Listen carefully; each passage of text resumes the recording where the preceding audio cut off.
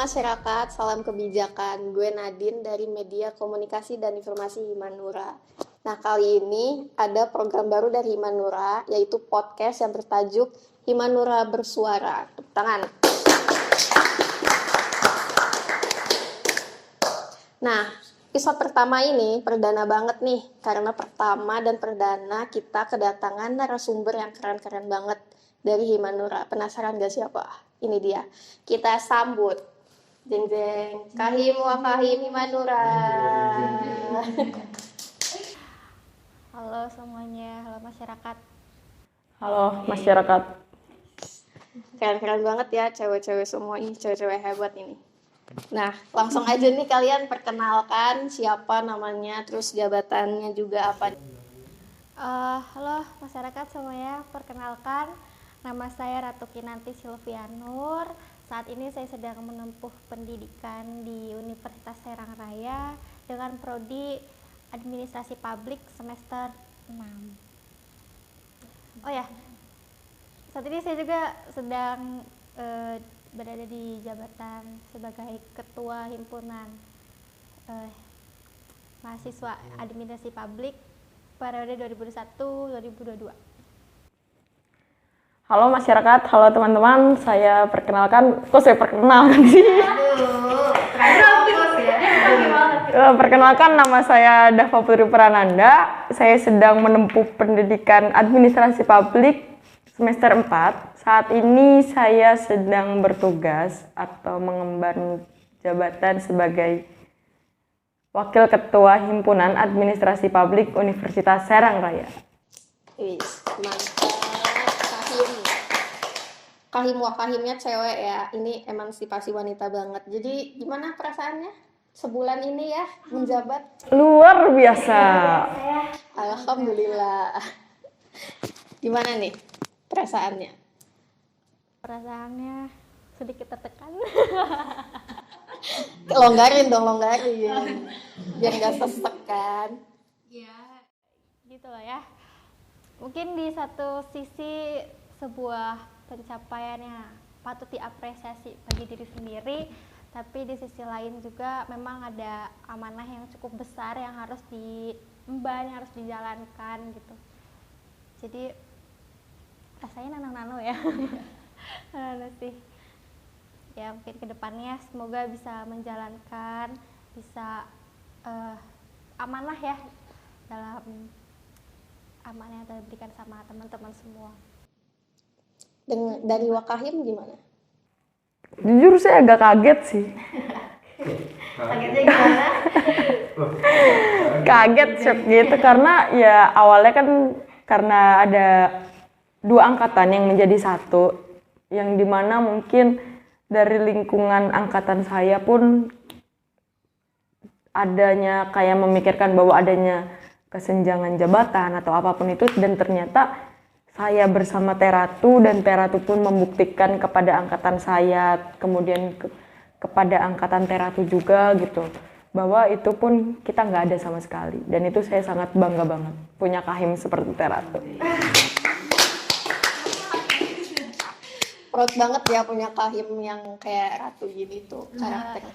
Tapi di sisi lain juga saya maksudnya bersyukur banget ya punya wakil yang kayak Dava yang maksudnya bisa menurunkan egonya gitu ya. Padahal kan seharusnya di tahun ini nih angkatan mereka yang seharusnya naik, dan kita tuh memang sudah lepas dari himpunan gitu kan. Tapi bersyukur banget bisa berkolaborasi bareng wanita hebat banget. Tepuk tangan buat Dava. Hebat banget. Jadi mereka tuh saling melengkapi, saling mensyukuri itu hubungan yang saya tuh kayak gitu ya. Jangan. Jadi kalian kan nih ngejabat nih sebagai pemimpin di suatu organisasi. Gimana tuh MK-nya? Keganggu kah atau gimana? Kalau dari saya pribadi nggak ada gangguan sama sekali gitu. Mungkin kalau MK karena saya kelas malam gitu, mungkin baru mulai itu jam 6:30 atau jam 7 atau jam 9 baru mulai, itu pun nggak ada kendala gitu. Mungkin yang ada kendala itu tentang pembagian, gimana membagi waktu antara rapat dan jam kerja gitu. Tapi itu nggak ada masalah sih, karena istilahnya pinter-pinter kita untuk membagi waktu gitu.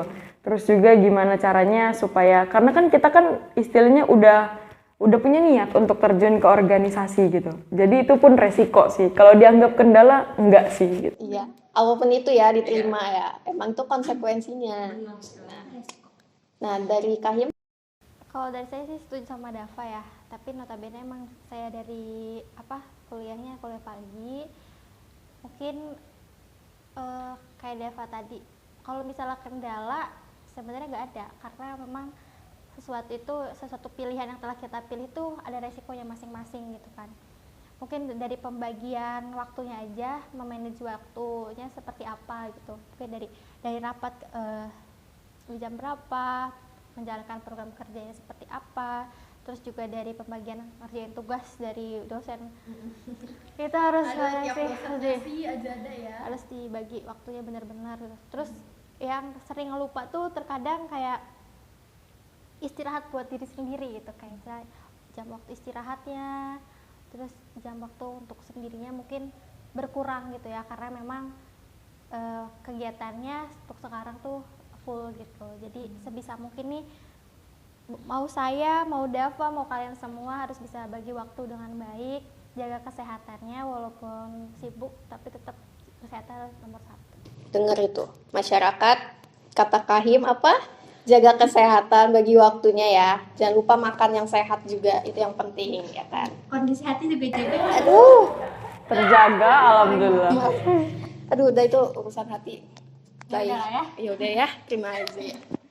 Jadi kan kalian udah menjabat nih dalam organisasi itu pasti punya suatu planning dong, planning dan organisasi manajemen kayak gitu-gitu. Boleh tahu nggak sih kalian tuh planningnya apa nanti ke depannya? Mungkin diawali dengan Kahim dulu. Spoiler aja ya, nggak semuanya. Yang pasti planning dan harapan kita ke depan tuh semoga proker yang kita jalanin ke depan tuh bisa menjadi pembaruan, bisa bisa membuktikan bahwa Himanura tuh ada gitu.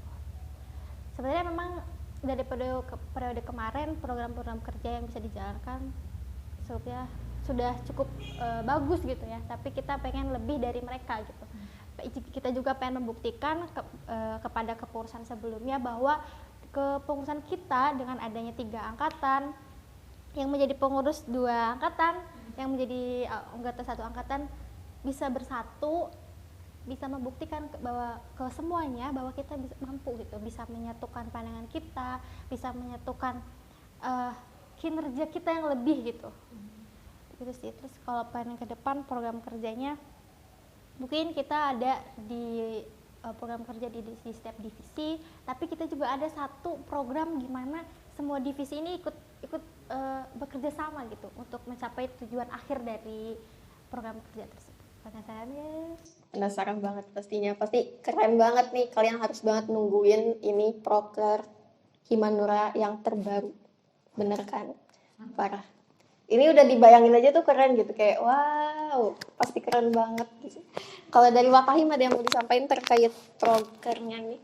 Mungkin kalau saya nggak jauh-jauh atau sangat setuju dengan apa yang diucapkan oleh Kahim, karena sejatinya program kerja kita yang kita buat karena kita telah mendiskusikan dengan seluruh pengurus yang ada pada saat rapat tersebut, dan kita pun dengan satu tujuan, yaitu mengenalkan apa sih administrasi publik ini dan apa sih Himanura ini kepada seluruh masyarakat yang ada, atau bahkan sebagai program kerja kita nih sebagai branding bahwa kita tuh ada gitu. Nah kan kalau di proker itu pasti ada anggota-anggota yang menjalankan dari suatu program ini ya.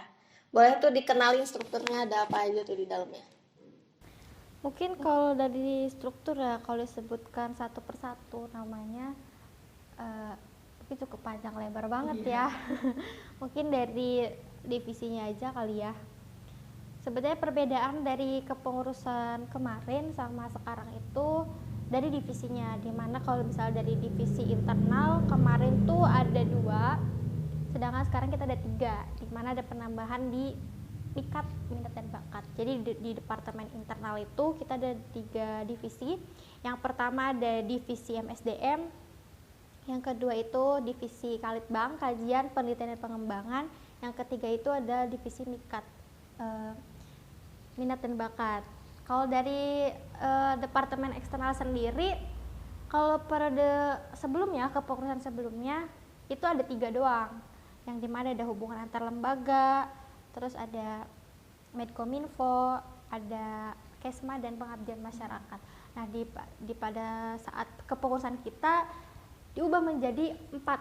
Nah sebenarnya yang satu divisi ini adalah pemekaran dari divisi sebelumnya, yang dimana di divisi sebelumnya itu kan Kesma dan pengabdian masyarakat itu dijadikan satu, tapi pada kepengurusan kita dipecah gitu. Jadi ada tupoksinya masing-masing biar terfokus gitu antara divisi satu dengan divisi yang lainnya gitu. Terus jadi kalau misalnya di departemen eksternal ada divisi hubungan antar lembaga, divisi Medkominfo, media komunikasi dan informasi, terus ada divisi Kesma, kesejahteraan masyarakat, dan divisi pengabdian masyarakat. Oke, itu ya strukturnya tuh tadi yang udah disebutin Kahim Ratu itu ada banyak juga. Nah kan kalau di struktur itu kita tuh nyebutnya susah gitu kan, dan kita juga pengurusnya tuh ada 2 angkatan. Kan kita nggak mungkin dong kayak sekarang tuh ngomongnya untuk pengurus tahun ini manggilnya gitu tuh, manggilnya angkatan. Nah kira-kira ini apa sih sebutan buat kepengurusan tahun periode 2021-2022 ini? Kita itu menamakannya Kabinet Sandya, yang diambil dari bahasa Sanskerta. Itu mempersatukan segala persatuan. Jadi istilahnya kita ada 2 angkatan. Kita nggak mau dong kayak dalam satu kepengurusan ada kubu-kubunya. Kayak kubu angkatan 18, kubu angkatan 19 itu saya nggak pengen sih. Saya sementara itu nggak pengen. Makanya kita pun memilih untuk menamakannya Kabinet Sandya. Nah sekarang nih lanjut nih, kan kayak dengar-dengar kalian tuh udah sebulan ya menjabat. Gimana tuh perasaan kesan dan pesannya? Pesan dan pesannya. Kesannya sebagai pemimpin ya pasti kesannya ya apa ya, kalau tidak bisa diungkapkan ya.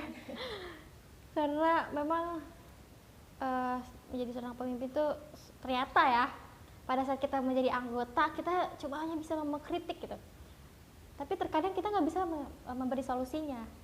Terus kita juga hanya kritik terus menerus, tapi pada saat kita setelah menjadi pemimpin ternyata ini loh yang dirasain sama pemimpin sebelumnya gitu. Jadi sih pesan saya, kritik tuh merupakan satu yang bagus banget, emang harus diperlukan gitu ya, untuk kedepannya juga bisa lebih baik lagi. Tapi di samping kritiknya itu semoga ada solusi juga yang diberikan gitu kan. Iya. Jadi bukan hanya kritik yang diberikan tapi solusi juga gitu kan. Jadi sama-sama kita menyelesaikan masalah itu bareng-bareng gitu. Terus kalau misalnya dari kesan sendiri ya, kesannya sih luar biasa jadi ini, dan semoga mantap banget ya. Dan semoga ya kedepannya bisa mengemban amanah dari teman-teman yang diberikan kepada kita lebih baik lagi gitu diimplementasikan. Kalau dari Wakahim Dafan gimana? Kesan dan pesan, kesannya luar biasa, Masya Allah, ya Allah. Karena lumayan berat, banyak PR juga gitu dari himpunan baik internal maupun eksternalnya juga. Kemudian juga dari lingkup teman-teman mungkin. Kemudian ya banyaklah kalau misalkan kesannya, tapi kesan ini memang pengalaman ini bakal terkesan banget sih. Ditambah punya keluarga, kayak keluarga lah Himanora nih sebenarnya. Parah banget. Rasa nyamannya tuh gak bisa dijelasin gitu. Tapi nggak bisa mengalahkan nyamannya dia. Waduh. Nggak, bercanda. Siapa? Yang punya pacar beda aja. Yang belakang punya pacar gak? Yang saya diem aja. Curiga. Jangan nih. Kemudian ya pesan buat kedepannya, buat seluruh teman-teman saya, buat masyarakat di rumah, buat pengurus juga, ayolah kita berkolaborasi semakin aktif, membawa Himanura menuju tujuan bersama kita dengan asas kekeluargaan yang pastinya ya. Kemudian juga pesannya pengen banget Himanura nih untuk terus bereksistensinya lebih tinggi, ditingkatkan gitu. Sekian kita aja. Ya pasti ya, kalau suatu organisasi itu pasti kayak pengen banget gitu dilihat semua orang gitu, kayak oh ini Himanura gitu kan, kayak eksisnya juga ada. Terus selama sebulan ini ada tantangan gak sih buat kalian berdua? Kalau tantangan pasti ada ya, pasti banget ada gitu. Terus yang namanya tadi kata Nadine pengen juga ditingkatin eksistensinya, di sisi lain juga kita pengen nih organisasi ini bukan cuma sebagai tempat bagi orang-orang yang pengen masuk organisasi, manfaatnya yang dirasakan cuma bagi kita anggota-anggota doang, tapi kita pengen kedepannya organisasi ini bisa bermanfaat bagi teman-teman kita yang nggak ikut organisasi juga gitu kan. Jadi tempat penampung aspirasi dari teman-teman mahasiswa administrasi publik, terus kita juga bisa berkolaborasi juga dengan pihak-pihak prodi gitu tentang beasiswa yang bisa ngebantu teman-teman kita juga yang memang perlu banget beasiswa itu.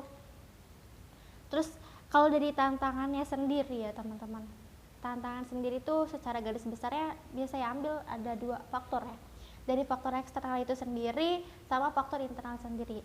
Tapi kalau misal faktor mana yang bisa dibilang tantangannya cukup besar, itu dari faktor internal sendiri, karena memang yang menjalankan organisasi, dinamika organisasi yang kita rasakan itu dari internal itu sendiri. Kita sebagai anggota-anggota yang ada di dalamnya merasakan sendiri bagaimana dinamika organisasi yang memang bisa dibilang kadang mencekam banget nih kan, kadang juga kayak santai banget ya, nggak ada apa-apa gitu.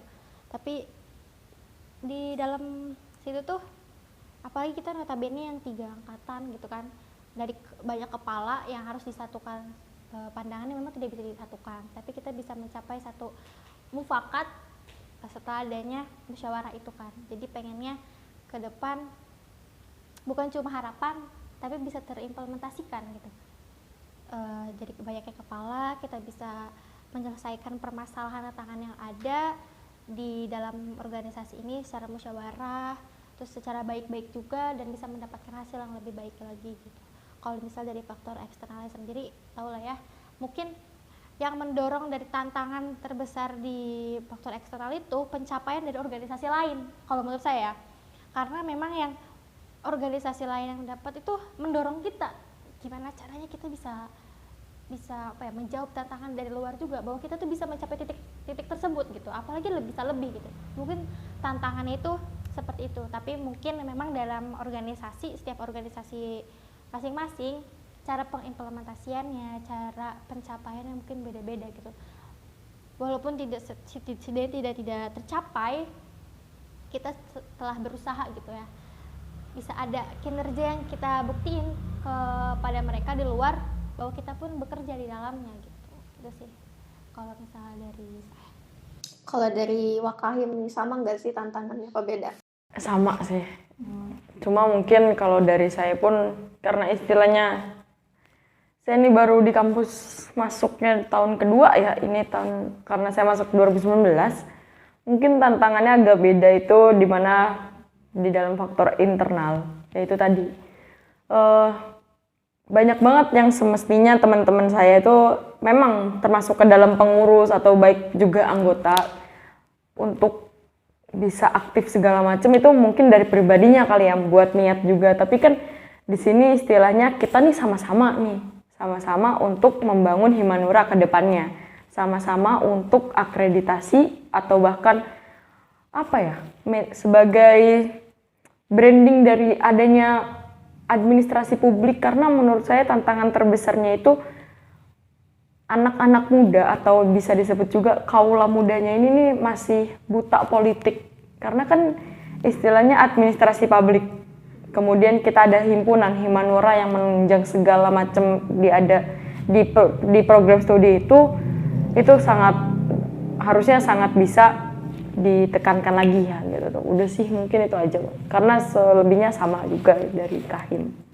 Karena emang politik tuh nggak bisa dipisahin sama kehidupan kita ya. Karena memang di dalam kehidupan kita pun masih diatur dengan kebijakan-kebijakan pemerintah gitu ya. Dari hal-hal pangan dan pokok sampai kendaraan segala macam itu masih diatur gitu sama pemerintah. Tapi memang hak asasi manusia itu masih ada gitu dalam kita. Tapi memang dalam kehidupan berbangsa dan bernegara kan kita masih punya aturan yang mengatur gitu.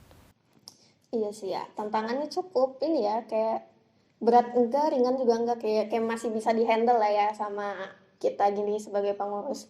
Tapi tantangan puasa nih apa? Wah, nafsu ya. Nafsu. Apalagi kalian ini kerja juga kan ya pagi itu tantangannya gimana tuh? Tantangannya bangun pagi. Bener sih, bener. Berat banget itu ya. Berat banget. Tapi saya di bulan puasa ini cukup ini sih, kayak wow, kayak apa ya, berterima kasih banget sama teman-teman yang memang beda agama, toleransinya tinggi banget gitu ya, dimana mereka juga mau berbagi sama teman-teman muslim kita gitu, padahal mereka juga beda agama gitu, tapi itulah hebatnya Indonesia, toleransinya tinggi banget. Emang ini tuh yang harus salah satu dibanggain dari Indonesia tuh toleransinya, karena kita tuh beragam banget ya, kayak budaya, agama, kepercayaan dan adat istiadatnya juga gitu. Kalau Dava sama nggak sih tantangannya? Sama. Yang pertama bangun pagi, sumpah itu kayak yang mata habis sahur tidur. Sepet banget bukannya, ya Allah. Kan udah bangun ya dari apa namanya, sahur lanjut ke subuh kan, sholat, dan subuh tidur. Nah bangun kan seharusnya kan kebelah tidur kan, karena emang kayak capek banget gitu tidur, habis itu bangun nih siap-siap jam 6:30 kan, harusnya 6:30, ternyata masih 6:30, setengah jam lagi, nanti bangun-bangun jam 7:30 gitu tuh iya. ya. Lama-lama nggak berasa sih waktu kayak udah jam segini. Iya, itu buru-buru banget sih. Iya, bener sih itu. Emang sih kalau puasa tuh kayak sedikit mengubah apa ya jadwal kita, tapi diusahain puasa tuh jangan jadi kayak halangan kita untuk beraktivitas produktif juga kan. Teman-teman puasa gak? Teman-teman puasa gak di sini? Puasa. Kirain ada yang nggak puasa, yang nggak puasa yang lagi tidur. Dia tidur, dia telur banget ya. Oke, jadi sekian nih perbincangan kita selama kurang lebih 20-an, hampir 30 menit. Tadi itu bahasanya keren banget ya, kayak mulai dari organisasi, kehidupan pribadi, puasa juga. Jadi sekian untuk episode kali ini. Jadi masyarakat jangan lupa ya nonton episode ini, episode pertama kita, perdana kita. Semoga suka dan bermanfaat banget buat kalian. Salam masyarakat, salam kebijakan. Bye-bye.